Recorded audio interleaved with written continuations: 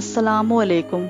آج ہم آپ کو بتائیں گے دمچھی کی ہڈی کیا ہے اور یہ ہڈی کہاں ہوتی ہے۔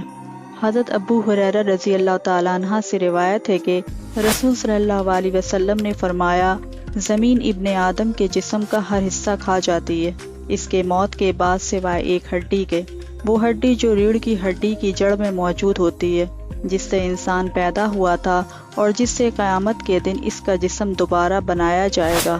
ریڑھ کی ہڈی انسان کے مرنے کے بعد گل سڑ جاتی ہے، سوائے ایک چھوٹے سے حصے کے جو ریڑھ کی ہڈی کے آخر میں ہوتا ہے۔ یہ وہی ہے جس کو حدیث میں عجب الجانب کے نام سے بیان کیا گیا ہے۔ جب انسان مر جاتا ہے تو اس کا پورا جسم گل سڑ جاتا ہے، ماں سوائے اس حصے کے۔ ایک حدیث کے مطابق انسان کی دوبارہ تخلیق ہوگی بالکل اسی طرح سے جیسے ایک بیج سے پودا نکلتا ہے۔ یہ عمل تب ہوگا جب قیامت کے روز ایک خاص طرح کی بارش آسمان سے اللہ تعالیٰ کے حکم سے برسے گی۔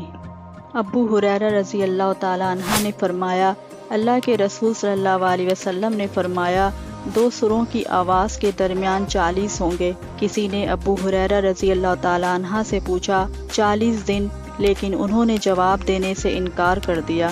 تب اس نے پوچھا 40 ماہ، انہوں نے جواب دینے سے انکار کر دیا۔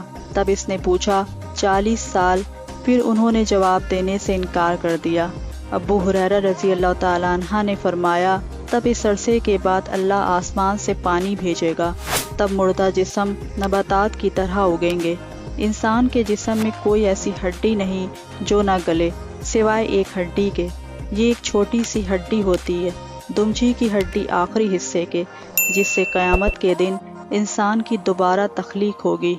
چینی سائنسدانوں کے ایک گروہ نے اپنی تجربہ میں ثابت کیا ہے کہ عجب الجانب یعنی دمچھی کی ہڈی کو مکمل طور پر گلانا ناممکن ہے۔ انہوں نے اس کو طاقتور ترین تیزاب میں حل کرنے کی کوشش کی، جلانے کی کوشش کی، ضرب لگا کر توڑنے کی کوشش کی اور مختلف قسم کی تباہ کاری شعاؤں کے ذریعے جلانے کی کوشش کی، مگر یہ سب لا حاصل رہا۔